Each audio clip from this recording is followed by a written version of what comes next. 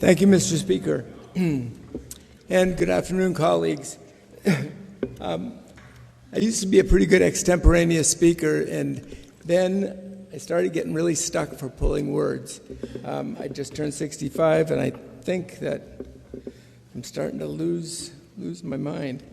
But anyway, I wanted to just let you know that I really struggled to figure out what I was going to say today and how I would say it. When I first heard that we were going to be mandated to take an in-person sexual harassment training session, I found it very offensive and very insulting, actually. Like most of us, I was raised to be very respectful of one another. And I was raised especially to be respectful to women. And there is not a single person in this room, in this building, or in this complex that can ever honestly say that I have sexually harassed them or in fact harassed them in any way, nor do they have any reason to even think that I would. If for any reason I have offended you, you certainly have not brought it to my attention.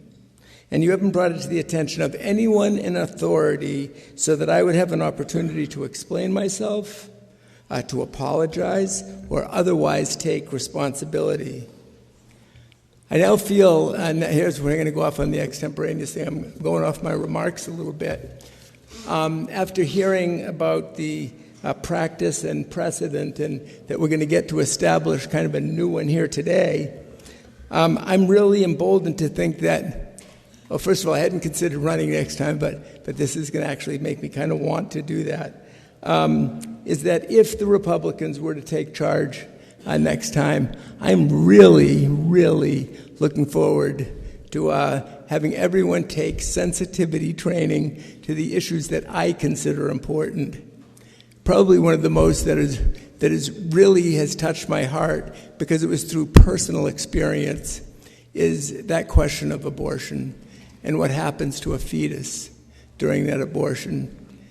You see, I was a father of twins, and at 19 weeks through that pregnancy, we woke up one morning and my wife said, uh-oh, the bed is a little wet.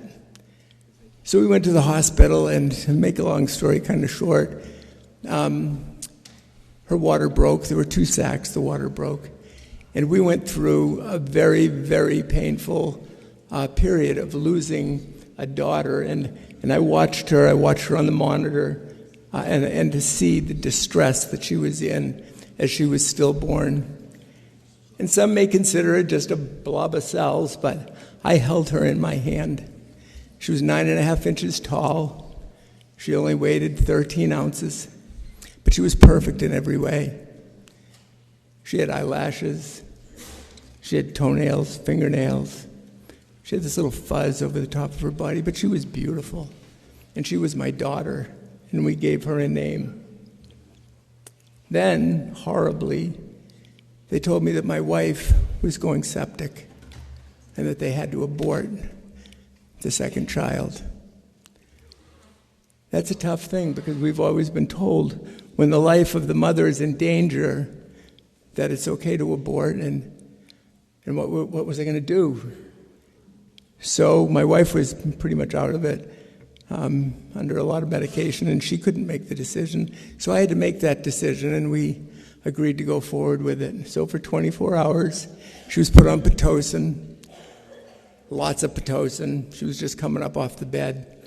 And finally, at about 5 in the morning, the doctor came in and said, this baby doesn't want to come, and if by 7 it hasn't come, we're going to have to go in and break the water. Now, I had a prayer chain going out across the world because, as they said, there's no atheist in a foxhole. Believe me, we were praying. Everybody was praying that this whole episode would turn out well and that the baby actually could survive. 7 o'clock, the doctor came in, at 5 o'clock she came in when she said we had to break the water. And I asked her, I said, couldn't we just download her with antibiotics and kill this infection? And she said, no. She said, Your wife is going septic, and she very well may die. So at 7, she came in with that hook, and for half an hour, she was working at it. I said, my God, that hook is so big, it should be coming out of her nose by now. But she was so frustrated, and she finally came up and she says, I cannot find this baby. I was like, what do you mean you can't find the baby? So she went to get another doctor. Well, to make a long story short, the doctor came in and she said, how about we try antibiotics? And I was furious. I said, you've tried for the last 24 hours, in the last 2 hours to break her water, and now you're telling me that antibiotics were a possibility? Well, thank God we did try antibiotics. And my wife now holds the record for being in the OB unit up at Dartmouth-Hitchcock. And 3 months later, my son, was born. So that really makes you think about abortion. Now, I'm going to get on to him again a little bit later in this. That was extemporaneous. That was off the speech I'd written. So let me get back to this particular issue. But I do look forward to being sure that everybody gets to take abortion sensitivity training next time, because that is important, far bigger than whether or not we declaw cats or some of the other things that we vote on, as much as I love cats. So I am a firm believer in personal responsibility. And I don't need to be told by an all-knowing and all-powerful state exactly how I have to behave in public, or how I have to treat and conduct myself, particularly around members of the opposite sex. And there's not a single one of you that voted for me, except perhaps my constituents from Milford who had the opportunity to. I don't know if they did or not. But I do like my Democratic colleagues from Milford. So I have been voted for by my constituents twice. And if I do run again, and they really object to the fact that I did not take this training, they certainly can vote me out of office. Now, all of this being said, sexual harassment is a problem. It's real, and it's wrong. So what is my problem? It certainly would have been a heck of a lot easier for me to just shut up and take the course, something that many other people in this body decided to do because it just wasn't worth the effort. But something inside me just told me I couldn't do it. Now, this certainly isn't the equivalent of the Civil Rights March on Montgomery. I'm no big hero here, but in my opinion, it is a worthwhile civil disobedience nonetheless. Yesterday, at the close of session, we were treated to a recitation of The Zacks by Dr. Seuss. Once we got over the momentary irritation of being kept here a little bit longer, I noticed that as a body, everyone quieted down, and we listened respectfully. And then, when he was finished, both Republicans and Democrats broke out into applause. We found something that we could actually agree on, and that's that we should speak with each other, talk to each other, respect each other. So it occurred to me that that was a rather interesting illustration as to where we may be on this issue. Some of you do insist that we see things, that I see things your way, or else you will be forced to wear your scarlet letter and be subjected to your version of public humiliation. I, on the other hand, am just as determined to stand on my principles and not give in to what I see is the tyranny of the majority. So first, I guess I need to lay a little bit of foundation about who I am. I'm one of 10 children, number 6 in a lineup of 7 boys and 3 girls. I had a very strong and affectionate mother and a very strict father. I was raised in an age where it was expected that you stood when an adult entered the room. You held the door and offered your chair to a woman. and to your elders. You greeted people with a handshake, a hug, or a kiss.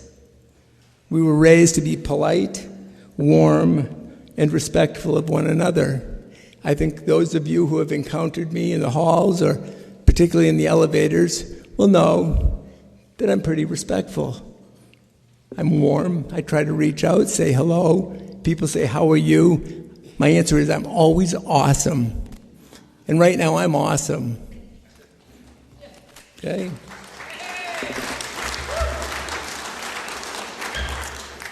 My dad was a man of few words. Smartest guy I ever knew. But when he spoke, you listened.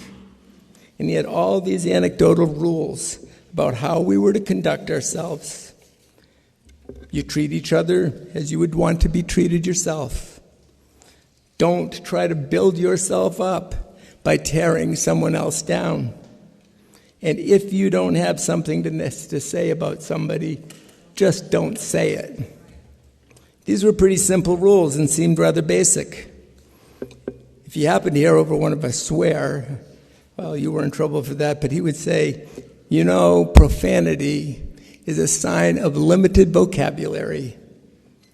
Somehow you felt much smaller after you got a rebuke from my father. So to this day, the idea of using profanity, particularly in mixed company, is really anathema to me.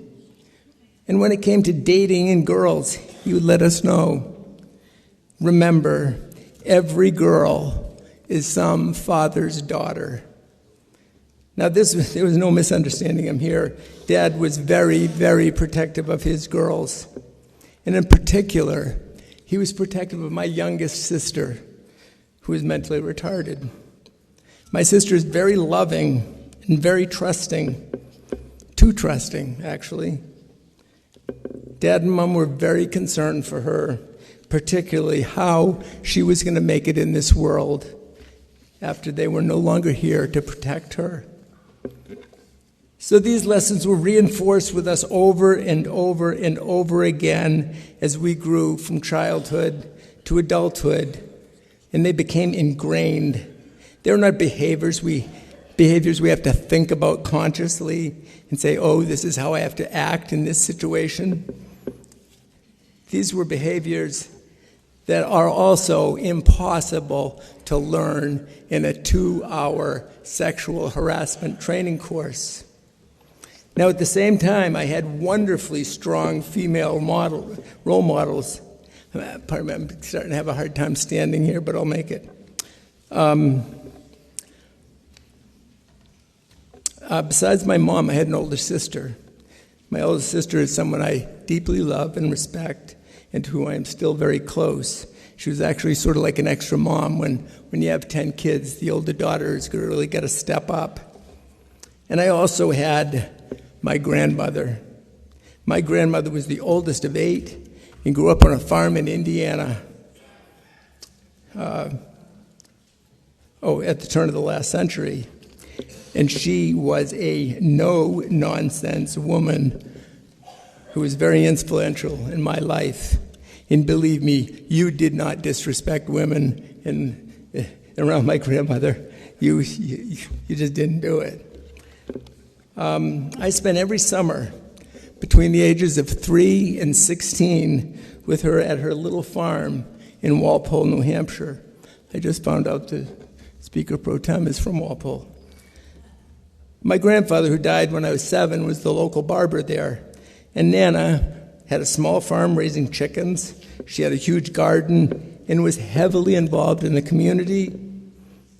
Her social calendar, and therefore mine, was wrapped up in the Unitarian Church, the Grange, DAR, and a local group called the NP Club, made up of 12 or 15 women who met every Tuesday. I'm sorry to get my papers mixed up here.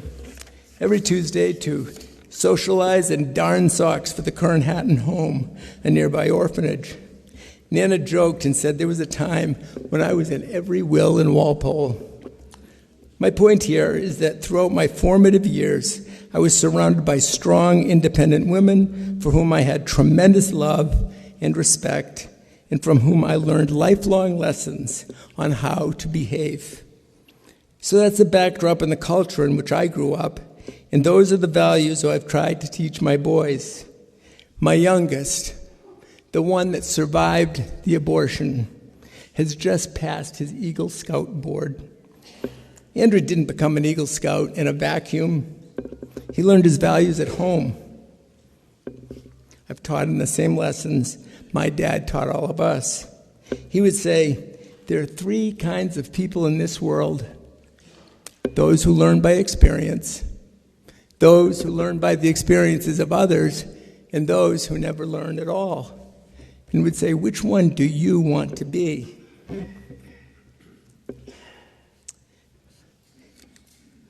So life is about those choices that he told me. He told me, make good choices. Your integrity matters. Interestingly, and as a complete aside, as Andrew became this Eagle Scout, the woman who ushered him through the whole process, worked with him week after week after week, happened to be Ann Edwards Parker. She's this very same woman, an assistant attorney general who led the sexual harassment training session here. I have total respect for Ann. I had no idea she did that training, but I have total respect for her. I've known her for years, and she and her husband Bob have dedicated their personal lives to helping to raise a generation of responsible young men through the scouting program. Young men who grow up to respect women. So now my background is coupled with the fact that I am a small government, libertarian-leaning Republican. I believe values are best taught at home and not by the state. As I previously noted, I have no dispute with the fact that sexual harassment occurs, and it is wrong. Sexual harassers should be called out and held accountable for their behavior. Sometimes it's a case where the culprit is just socially inept, and he needs to be brought aside and corrected, and that's usually the end of it. But on the other end of the spectrum, you've got some guys who are just plain real pigs. I have no use for them. And they are far beyond the help of a 2-hour sexual harassment training course. What I don't believe is helpful is to boil everyone together in one pot, as if we are all guilty, because doing so, in my not so humble opinion, gives cover to that sexual harasser and minimizes the real harm that is done to the most serious victims. If 2-hour seminars were the solution to sexual harassment, the problem would have been eliminated a long time ago. But all that has really been accomplished is that we have wittingly, or perhaps not wittingly, given rise to a multi-billion-dollar sexual harassment grievance industry. We've given legal cover to companies and organizations and created a whole lot of wealthy attorneys. But I'll bet you $100 that Harvey Weinstein, Matt Lauer, and Charlie Cook have all taken similar classes, and look what good it did them. I patently reject being lumped in with their ilk. These guys give pigs a bad name. I searched the internet to find an example of a rational voice in this debate. I came upon this quotation by an attorney named Charlotte Miller, and I wholeheartedly agree what she has to say. She says, I am and have been the Chief Human Resources Officer. I've also been Corporate General Counsel, State Bar President, and practicing employment law attorney. And I'm a #MeToo. So here's my take, she says. Forget the law. Get rid of the phrase sexual harassment. Few people bring claims and fewer win cases because the law is narrow. Instead, focus on respect and culture. An employer can win a sexual harassment lawsuit but have a toxic culture. When you talk about the law, you discuss the concept of pervasiveness. How many sexual jokes can you tell in a year before it's sexual harassment? Or unwelcomeness. Did the recipient laugh or joke? The hair splitting about these concepts may make for great litigation, but also for a horrible workplace. Instead of legal jargon, let's focus on the environment of respect, where people understand acceptable interaction because they see it, not because they read it and signed a policy. Model respect through language, actions, and daily interactions. Don't joke about it being politically correct or keeping out of trouble with the Human Resources Department. She continues, I have experienced inappropriate touching, sexual overtones, demeaning behavior, and bias that was harmful to the workplace and to me. It distracted me from my work, interfered with creativity, collaboration, and problem solving, and kept me and others from being their best. People show up in the workplace to work, to be smart, to solve problems, to be part of a team. But every time a person is treated dismissively and is made to feel invisible, is made to feel like an object, is not allowed to have a voice, is not paid equally or given opportunities equally, the workplace loses and every employee loses. And a foundation is laid that is ripe for sexual harassment and worse, for disrespect and disengagement, end quote. So, I agree. Let's focus on an environment of respect where people understand acceptable interaction because they see it, not because they read it or signed a policy or were forced to take a sexual harassment seminar. Model respect through language, actions, and daily interactions. Don't pretend that forcing everyone to take a 2-hour training session is going to accomplish anything other than creating animosity and cynicism and phony shaming exercises on the House of Representatives floor. So one more note, a personal note. I mentioned my little sister and my parents' concern for her future and safety. She lives in a local senior housing community. She's enjoyed a wonderful life there. She was and continues to be a great help to the elderly who live in the building.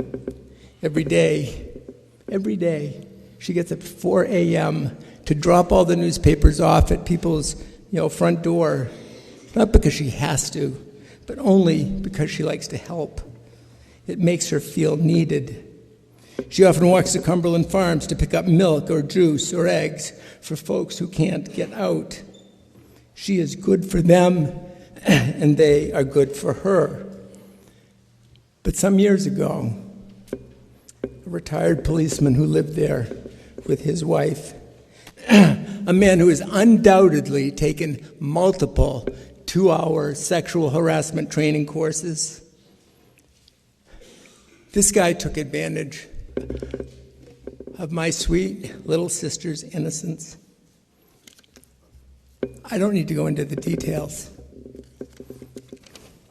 but suffice it to say, I don't hold much stock in the efficacy of a state-run 2-hour training session, no matter how much I may personally respect the trainer. I have no interest in being lumped into a class with the likes of that monster that took advantage of my sister. I will say,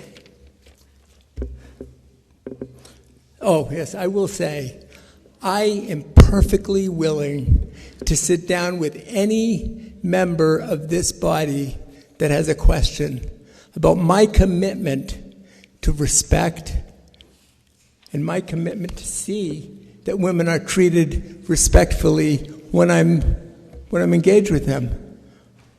I've been here for now 2 terms. I serve currently in Ways and Means. Our chair is a woman. We have 5 women on our committee. Last time we had several other women who now serve elsewhere. We work together respectfully. No question, I hardly agree with much that they have to say on the controversial issues, and they probably have objections to the way I look at things also. I think especially the time my phone went off and Glenn Beck piped into our Ways and Means Committee hearing. That went over pretty well. But anyway, we work together well. The subject of sexual harassment never comes up. It's just not an issue. Okay, however, if through all that you decide that I'm one of those sexual harassers and I need to be tacked with that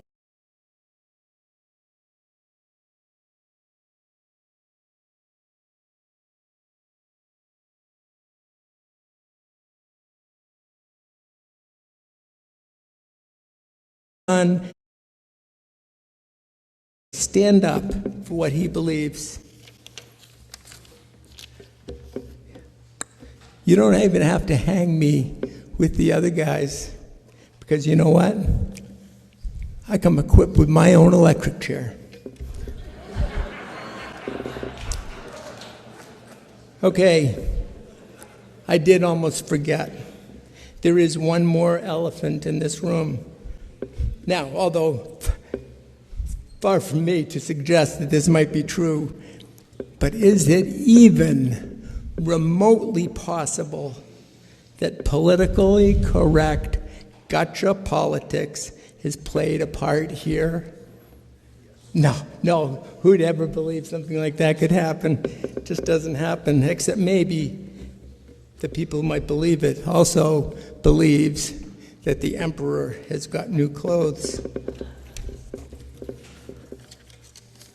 Last point, since I have the floor, I just want a little shout out of heartfelt prayers for the miraculous healing of Rush Limbaugh and any and all who are suffering from the scourge of cancer.